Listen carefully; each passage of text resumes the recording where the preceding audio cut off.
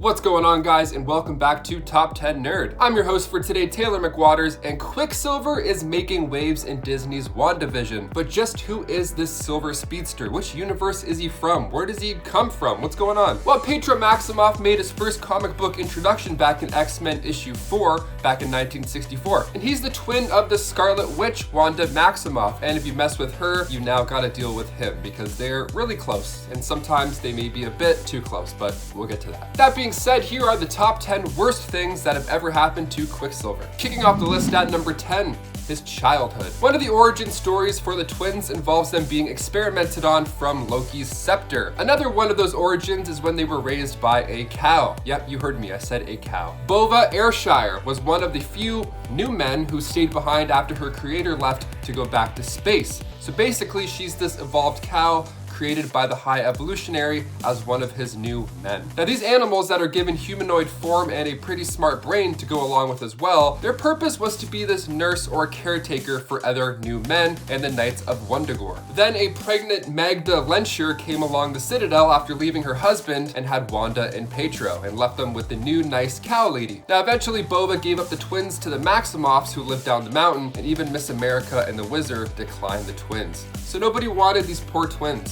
So right from the beginning, you know it's gonna be a rough one. And before we continue on to number 9, guys, if you haven't already, could you please go down and give us a thumbs up on this video, because those likes really do us wonders for our channel. Thank you so much for the support. Now back to some Quicksilver. Number 9, genetic experiment. When they were just kids, Pietro and Wanda Maximoff also had a tragic origin in the MCU. The twins, just at age 10, were in their apartment building in Sokovia when a bomb collapsed the building. Now, this was the reason their parents had passed away, and then the second shell hit, however, but it didn't explode. Rather, it left the twins to sit there and stare at it, horrified that at any second it could go off, with the word Stark on the side of the shell as well. Very important. They grew up with a different mindset towards the Avengers, and this led to them being experimented on by Baron von Strucker. This is also where their powers come from. Now, this is something that is slowly coming back to light in the MCU. Now, with Wandavision's ominous commercials that keep popping up, many fans have suggested that they are hints at her past traumas, and the commercial with the toaster with the blinking red light could be a reference to when the twins were waiting for the bomb to go off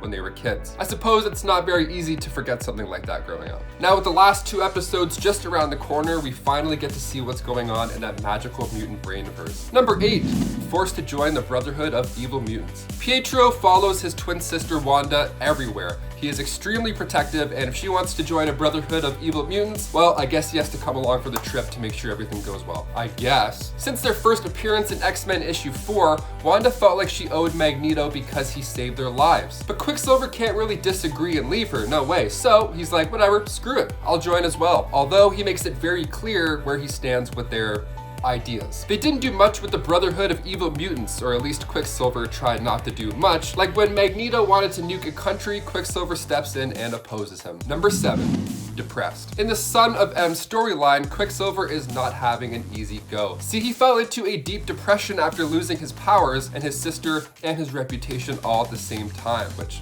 I'll get into a little bit later. So while walking around the city, opposed to his normal blink and you'll miss him speed, he came across some thugs. And when he tried to help out, naturally, his powers weren't there to be relied on, so he got knocked to the ground in one punch. And just then, Spider-Man comes in to save the day. He webs everybody up, and then he noticed that there was just one guy missing from the initial count. So he grabbed and webbed up Pietro as he was trying to jump off a building. Spider-Man isn't happy with him at this point either. His son is no longer alive, and he can't bury him because, well, he never existed thanks to Pietro's bright idea. So he tries to jump again off the building. This time he succeeds in hitting the ground. Now, luckily he was saved, but this is just still not a great time for Pietro. Probably one of the worst times. Number 6, Age of Ultron sacrifice. When the twins were introduced in the MCU, it was during Avengers Age of Ultron, when Baron von Strucker had used Loki's scepter to experiment on the Maximoff twins, resulting in one becoming a witch and the other being super fast. Now, apparently he's not as fast as we all thought, because when it came down to getting Hawkeye and the daughter of a Sokovian villager to safety, he was just a little bit too slow. He thought it was a better idea to run in front of the bullets and take them all rather than, you know,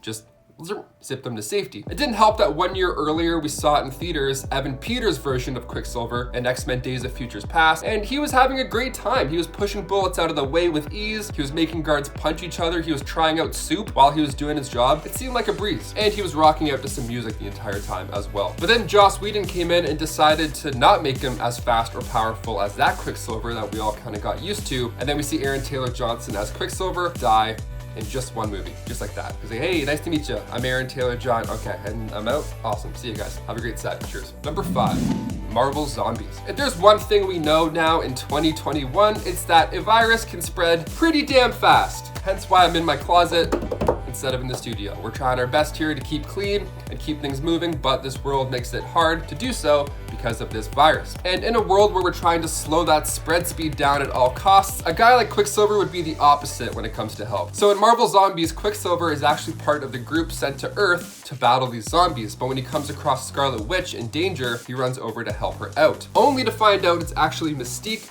in disguise, an infected Mystique in disguise. And then it's over just like that. She bites him, turning the fastest guy in the world into a zombie. And then he uses his incredible speed to turn everybody all around the world into zombies super fast. He's actually the sole reason it became unstoppable. So let's keep that Quicksilver out of this world. Stay in 616, go, do your thing, have fun, but just don't come into this one. Don't come into 2021. We don't want that. Number 4, tried to heal mutants. So after the House of M incident, Pietro tried desperately to bring his powers back, so he snuck into the Terrigen Mist chamber in attempts to fix himself, and while he was there, he stole the pieces of Terrigen and exposed them to his daughter Luna in order to give her powers. Now Pietro thinks this is the best idea ever and that he's solved it. So he opens a clinic in Mutant Town to restore everybody's powers, and this resulted in many losing their lives due to the powers of the Terrigen Mists. And Pietro had to live with that on top of everything else that he already had to live with. The guy just can't catch a break. Number 3, too close for comfort. We go now to the Ultimate X-Men series. Okay, so since the twins were a big deal in the Brotherhood, they were very dedicated to the cause. And when it comes to the Ultimates, they got a little too dedicated to said cause. In 2001, the Ultimate pair is when things got a little weird in the comics. So one of the Ultimates front cover made readers do a double take with the duo side by side, hand in hand, with their fingers interlocked. Not even like this, like how Friends do it. It's like, you know. Yeah, the writers decided to give them a romantic relationship, you know, just to mix it up a little bit.